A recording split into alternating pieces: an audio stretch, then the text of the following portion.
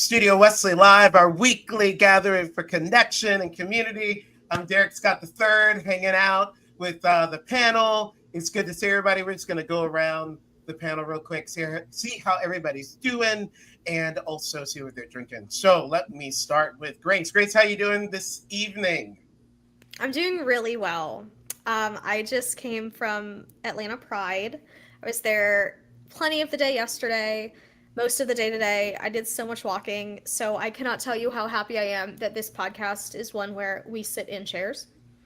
But I'm doing great. I'm drinking, I'm replenishing, I'm rehydrating. I have it's like a mango juice. It's from the Lidl. I'll get us our little ASMR moment for the day. Nice, nice. Beautiful. Thank you. Thank you. Thank you, Grace. It's good to see you. Neil, how's it going, my friend? It's going good, Derrick. A nice, calm, chill Sunday. Had some church this morning and, had a nice clean shower. So I'm just feeling pretty good. And my beverage of today is a little bit of Pedro Jimenez Sherry. It is a dessert wine from Spain of the Pedro Jimenez grape variety, and it's really tasty. So, little dessert. A little nip of sherry. I am regularly impressed, Neil. Regularly. Good to see you. Allison, how's it going? It's good. It's good. I'm tired, even though I took a really long nap before Studio Wesley Live. But other than that, I'm okay. I'm drinking water because when I woke up from my nap, I was so thirsty and I realized I don't think I drink water today. So this is, I'm going to drink this whole thing in the next couple of hours. Solid. Yes, dessert wine, Taylor. There actually is like very specific genres of dessert wine. And I love a nice nip of sherry myself, even if I'm not necessarily having dessert. But I want to also say thank you, Allison, for sharing the hydration, whatever promotion. Thanks, Michael. And I am drinking sparkling ginger brew, little thing that I pick up from the Winn-Dixie every now and then. So it's a nice, refreshing little drink here. Non-alcoholic, but it does have probiotics in it. So it literally says clean ingredients, living probiotic kefir water. So do with that information what you will. Those of you hanging out, watching us, whether you're watching us live or watching us later, we'd love to know how you're doing and let us know what you're drinking right now. That'd be really cool to know. And while you're doing that, we're going to go ahead and go straight to highlight of the week. Let's go.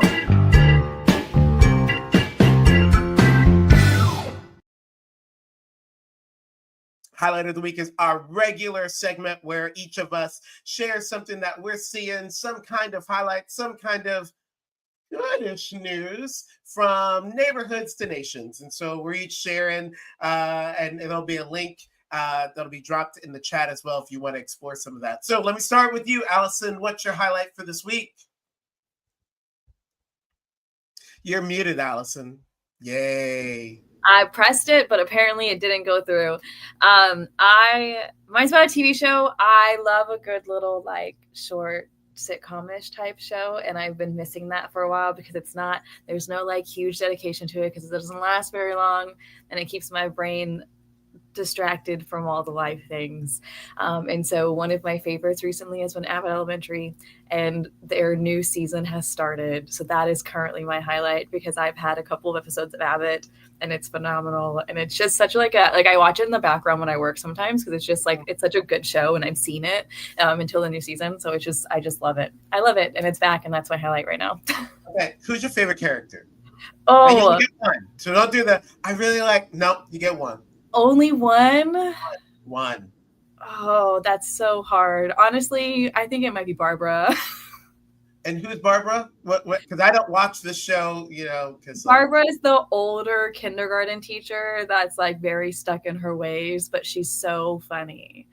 And so I love her. I think she's probably one of my tops right now. I wanted to pull that I can't choose, but if I have to choose, it's probably Barbara. Wow. Well, Natalie just started watching Abbott this week. I just don't get into sitcoms. I don't know what it is. Like, No, you have to watch Abbott Elementary though. Like I have to. you have to watch. I mean, it would behoove you to watch Abbott Elementary. I'm not one to tell you what you can or have to or I do mean, you not have can. to do, but like you ought watch Abbott Elementary. It would behoove you. I mean, we'll see. I don't know. Other than Golden Girls, it's just really hard for me to get into sitcoms. Yeah, I don't know. But you have raised a beautiful highlight, Allison. So Derrick did not make any promises about watching Abbott Elementary. That did not happen. That is more than fake news. It's just lying. It's just straight up lying.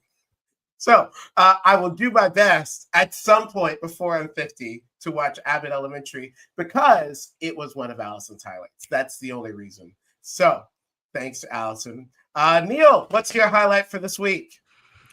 Hello. It is once again Neil talking about local business stuff or fun developments in Jacksonville. Love to see it. This week, it's another. So last week I talked about this thing called the Block, which is like an outdoor amphitheater. This is going to be a thing simply called the Hub.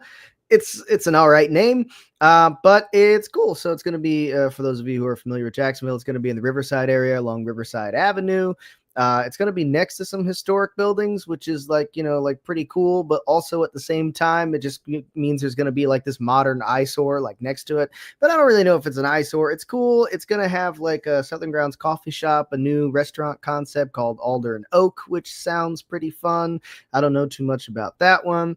And they're going to have a few other like little retail stores in there as well. But it's kind of going to be like an open air courtyard. You can't see my hands. I'm talking with my hands. It's going to be like an open air courtyard thing where like people can sort of stroll around. There's going to be like rooftops and stuff where people can sit and look at the river and just like hang out. And then it's going to be a cool little spot whenever it's done. I don't know when it'll be done. Looking at the website, there's not really like a end date, but it is all currently under construction. You could probably drive by it and see them at least starting it. So fun stuff in the future. I as someone who lives in Jacksonville, I love that you keep bringing up local stuff. Again, highlights from neighborhoods to nations. So I'm here for it.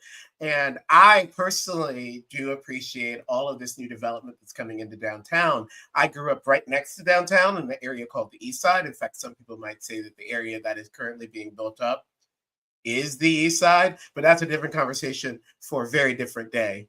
But I do have this question, like, do they really think we got all this disposable income? Do they really think that? Like, yeah, it really is funny in the year 2025 with the way the world is. We just keep building more places for us to spend money. Yeah. Like where are they getting the money? That's my question. You've got great expectations about my paycheck going forward. So let's go. I manifest it. Hey, yes, if they build it, somebody's going to pay for it. I hope. I mean, hey, it says on their website, it says they've invested $7.3 million. They could have at least given me $200 for like some groceries and gas or something. You know what I mean? Right. Or giving me 500 and I could like put 100 away to come to their store once it's built. But we will cross that bridge when we get there. Neil, always appreciate the local highlights. Always. Grace, what's your highlight for this week? Okay, so you guys.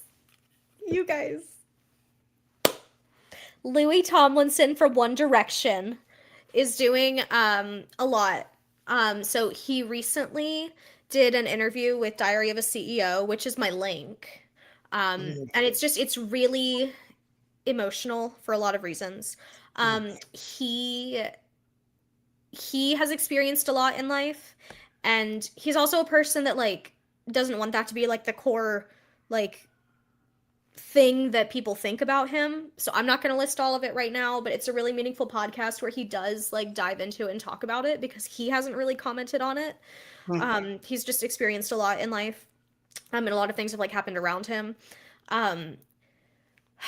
He talks about when Zayn left One Direction. He talks about the conversations prior to One Direction's quote unquote hiatus. We did kind of get the closure about the hiatus not really being a hiatus. Interesting. And I have a lot of feelings. I almost cried watching it. Like middle school and high school me just like was fully back out and just like I was a lot more emotional than I thought I would be watching it. But also So the link is for the interview, but also Louis is doing like a road trip with Zayn Malik from One Direction, where they're like they're gonna go on the road and they're gonna go visit stuff and they're gonna talk about a lot. So I'm also really excited and terrified for that. And and um over the years there's been some like demos of One Direction music that got like leaked, but they haven't been like really high quality versions. Like there's one that there's like a little like I don't know if it's like a Skype tone or whatever it is, but it's like in the middle of it, like just in the middle of the song, type of low quality, really scratchy. We just got like a high quality version of it Hmm. after however many years, and it just the world is definitely not healing, right? But like the world is healing. The world is healing just a little bit if you're a One Direction fan. So Wow. I'm having a lot of emotions, both very happy and very sad, very nostalgic, very forward facing. Hmm. All of the Something emotions. good happened. And this is international news, right? We got our neighborhood stuff, but this is like internationally important. Yeah. I feel that. Here's it. I actually regularly listen to Diary of a CEO, that podcast. Like that's a regular podcast that I pay attention to.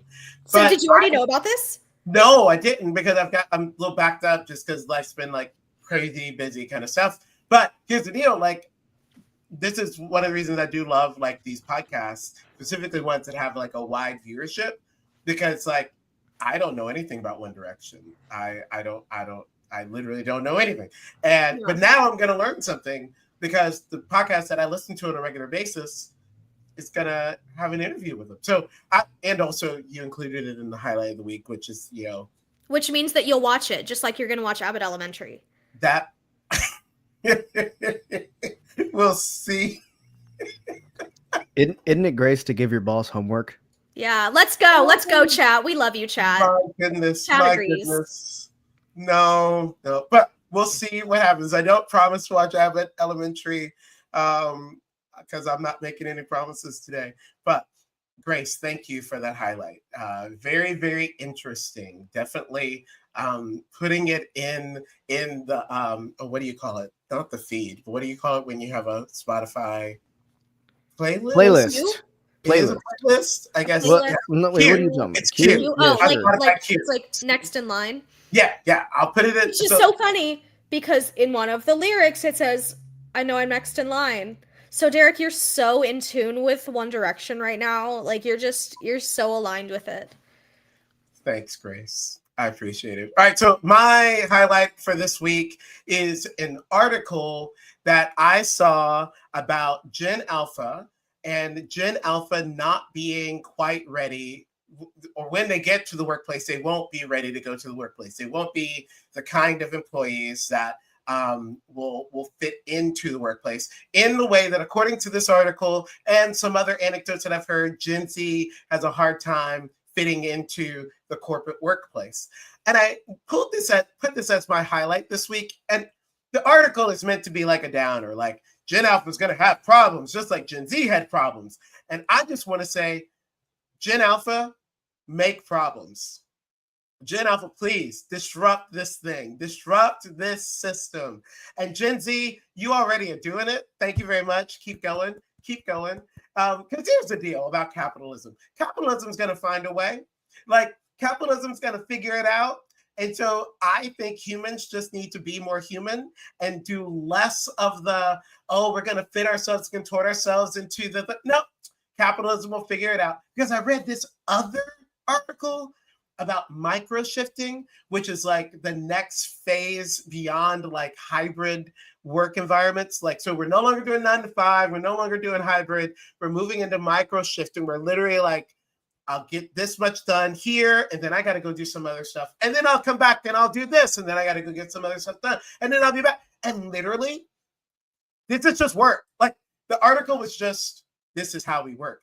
But I got to thank Gen Z, and now I'm going to thank Gen Alpha for making a lot of these transitions possible. So yes, the article is like kind of poo-pooing on Gen Alpha and Gen Z. Like, they don't know how to work. It's like, no, we just don't know how to work with them. Like that's really what it is. Because friends, I'm just gonna say it out loud. I love working with Gen Z all day, all day.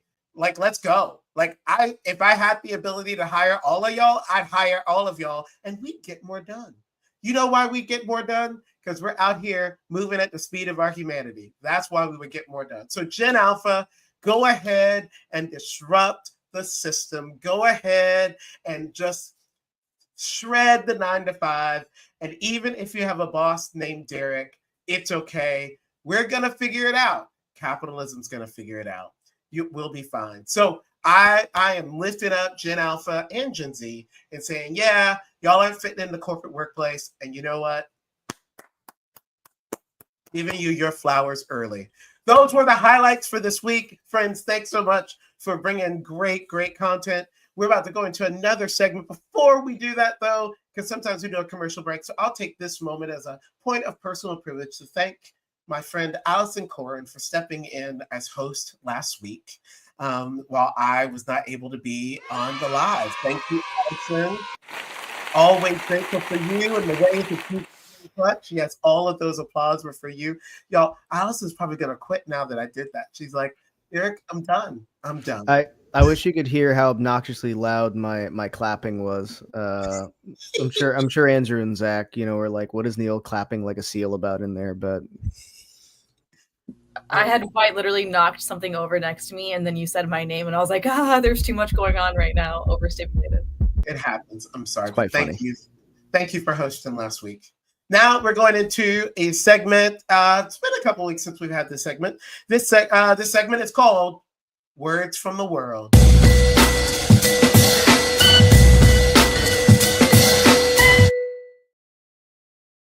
So this is a segment that one of the members of our panel will bring a cause or an issue happening out in the world that they want to make sure we all know about and want to help our community be informed and engaged in the things happening. And so Grace is going to offer us a word from the world. And so Grace, I will pass the mic to you. Thanks, Derrick. And I got it. It's wild what happens when even though we pass things digitally, they just make their way to us in person. Yeah. Hi, y'all. So I struggled with what to initially bring to us because I was like, there's a million things and there's a lot of expletives that I could mention right now, and this just might not be the place for all the expletives. But you know what is the place for those expletives? Is your local representative's mailbox. So what I wanted to talk about this week, I decided, was just how to connect and how to mail things to your local representative.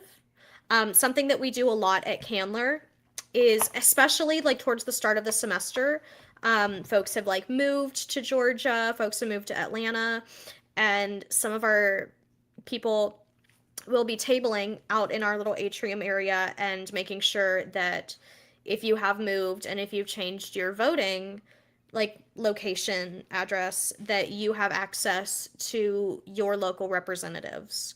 Who are you a constituent of? I think is the right phrasing for it.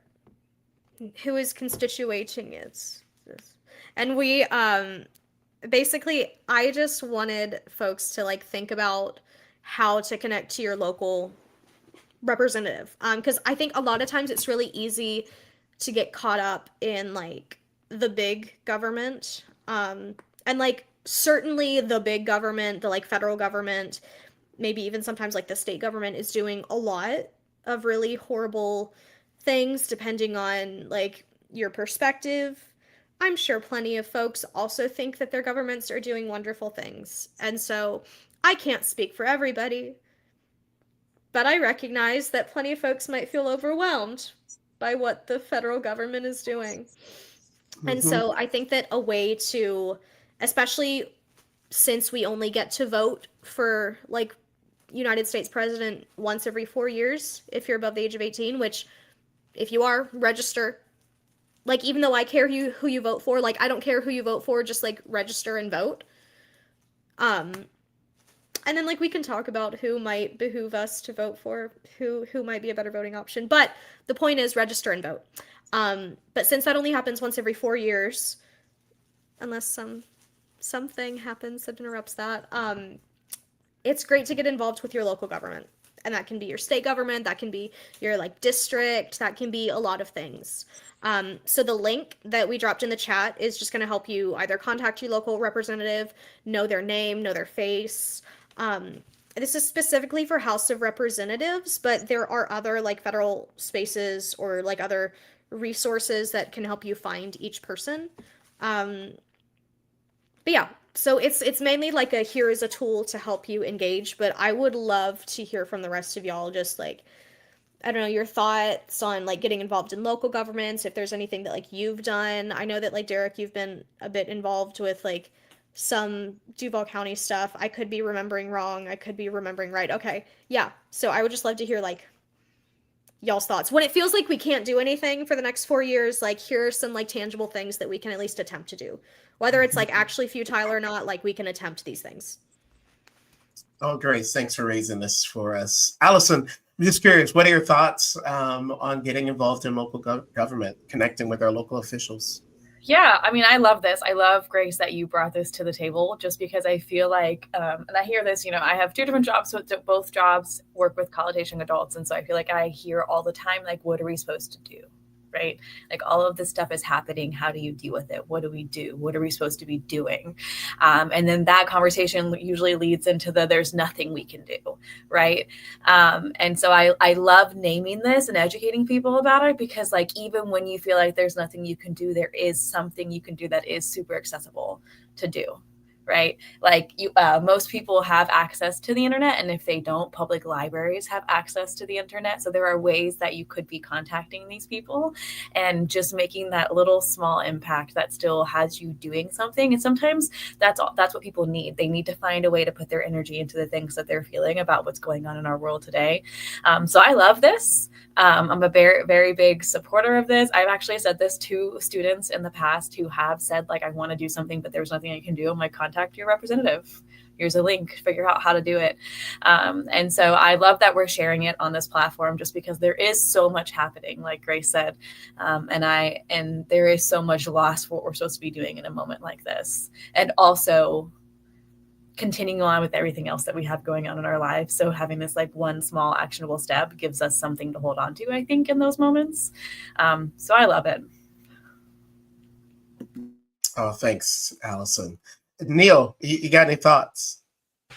Yeah, I think getting involved in your local government is like definitely worth it. You know what I mean? We've got some friends, who get very involved in stuff, like they'll go, to the Capitol, and whenever there's an event that people need to lobby for, you can do that. Or on a very basic level, just kind of start bothering them. I mean, not like hate mail and stuff, right? Not like, but just start.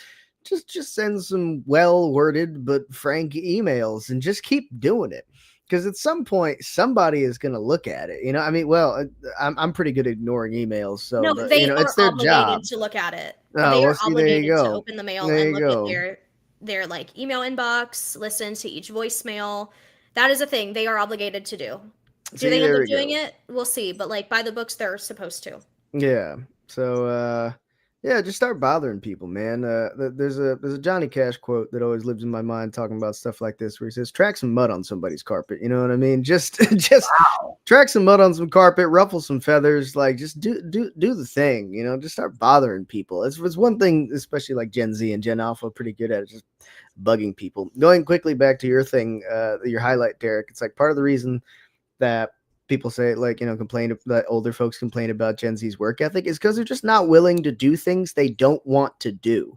You know what I mean? But the things they do want to do, the things that they actually like put their minds to, they do quite well at and they succeed at. And I think, you could easily you direct your energy to lobbying your local government for stuff, especially things that you care a lot about, and you can potentially see real change happen because of that. Absolutely, Neil. Thank you for that. Thank you, Grace, again for this conversation and raising this. I'm actually I just joined or was just invited to be a part of uh, the mayor of Jacksonville's LGBTQ uh, advisory board, and I actually end up uh, unfortunately missing the first meeting because I had to be out of town, and they knew that, and it's fine. It's not fine, but it'll be okay. But here's the part that I wanted to name. I actually thought that this was like a meeting that's like going to take place in some boardroom, and like we'd like be talking sort of behind closed doors. No, this is a meeting that literally was open to the public. Like the reason why they couldn't move it from my schedule is because it's on the public calendar and people need to be able to go to it. And they had to like get the date out, with so many days notice for people. And here's the deal, like what an incredible opportunity. What I've learned is that there are a ton of local government meetings that are open to the public that you can just go and sit and listen. And some of them have periods of time for public comment. And I'm just thinking about the ways that, we are often so distracted by the federal issues. And I say distracted, not because it's not important. It totally is important, but it's where we are, our attention is disproportionately on the federal than it should be, because it's actually at the local level that anything that happens at the federal level gets interpreted. Any law that sort of gets put into on the books at the federal level has to at some point land on the ground. And it's mayors and city councils and school boards and local officials and then state officials that are doing the vast majority of interpreting as it relates to the state. So gosh, why wouldn't we be much more focused on who's the mayor? Who is the person that's representing me on the city council? Who is my state representative, right? Like, who is my state senator? These are people who are literally making the laws that hit closest to the ground. And I'll just say that one of the things that's happened over the last several years is that groups have capitalized, I would say across the political spectrum, groups have capitalized on folks not paying attention to local elections. They've capitalized on folks not paying attention to state elections. And I just want to invite those in the Studio Wesley audience to be aware and to take action. So the link that's in the chat, I want to invite you to figure out who are your representatives. Figure out who's out there supposedly speaking for you and make sure they know how you feel. Let your voice be heard. We have this right in this country to do it. So I would invite you to take advantage of it. And so Grace, thank you again for lifting up this opportunity, this word from the world. And we're going to take 30 seconds just for a soul break, and we're going to come back for the end of our live.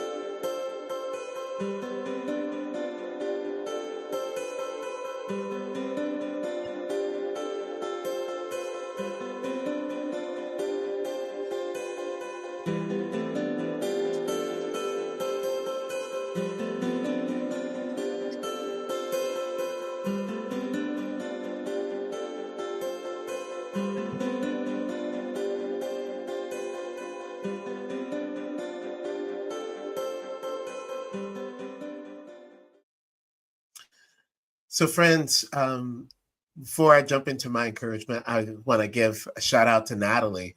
And you see what she said on the screen, really grateful. You really can like make a difference. You can end up speaking directly to council folks. You can, I have talked directly to my local officials, and you can do the same thing. Actually, little known fact, one of our local council folks used to live next door to one of our ministry houses, and they bought some stuff from our garage sale, and then I got to talk to him about some issues in the neighborhood. It was pretty sweet. So again, Grace, shout out for raising such a great issue. Thanks, Natalie, for that comment. So I'm living in the Gospel of John a lot because Campus of City is going through the Gospel of John, and this week we're reading John 11. And I actually want to invite everybody to read John chapter 11. It's actually a really, really great chapter. A lot of things happen in it. And one of the things that happens, actually, it's a verse that I wanted to put on the screen tonight. There's a lot that happens around this particular verse, but the verse itself is so important. The verse is verse 35 of chapter 11. Jesus began to cry. Other translations literally just say two words: Jesus wept. And it just reminds me that often we are looking for testimonies of a powerful God, which I know why we would want that. We would definitely want a God that can get some things done, that can move some mountains and part the seas, and yes, and the Bible definitely speaks to that kind of God. But the Bible also speaks to a personal God, a God that literally will come alongside us in our grief, in our sadness, in our confusion, and even in our anger, and be with us in it. And some would ask the question, no. Why can't I just have a God that just keeps me from sadness and keeps me from grief? It's part of the human experience to have those emotions, though. Like, I don't know if actually that's a good thing for us to not grieve losses, because there's something about losses that help us account for the blessings that we've been given. I'm not talking about unreasonable losses. I'm not talking about senseless, capitalistic losses. I'm just talking about the kind of losses that just a part of everyday living. I think that it's important that we do experience those kinds of emotions. And I think it's interesting, and yes, I'll even use the word powerful, that God is the kind of God, according to the Bible, God is the kind of God. Actually, what happens in this story is that Jesus does not stay away from the pain. Jesus literally gets on the road and travels to be with people who are grieving. And that scripture, Jesus began to cry, is Jesus having empathy, Jesus being with his friends in their sadness. And Jesus is about to do some things. He's going to show that he's also the powerful God. But oh man, I'm so grateful that in this story in John chapter 11 that you'll go read later, that we get to see an example of the personal God. And so I say to all of you who would be watching tonight, yes, the God of the Bible is a powerful God, does some really incredible things. The God of the Bible is a personal God as well. It's the God that literally will come and sit next to us in the moments of the deepest pain and the deepest grief. And yes, sometimes the thing we need God to do is fix it. But sometimes the thing that I need is just to know that I'm not alone. John 11:35 speaks of a God that says, I will sit and cry with you. I hope that is encouraging for some of us tonight. I'm not going to lie. Right now, it's a huge encouragement to me. And so with that, I want to thank everybody for watching, everybody for commenting. I want to thank my incredible panel. Thanks again, Grace, for the words from the world. And friends, we're doing this every Sunday night, 6 p.m. It's always a good time. So I hope that you'll keep joining us live or whether you're watching later in the week. And so until then, friends, know that you are deeply loved by God and nothing can separate you from God's love. Friends, have a good night. We'll see ya.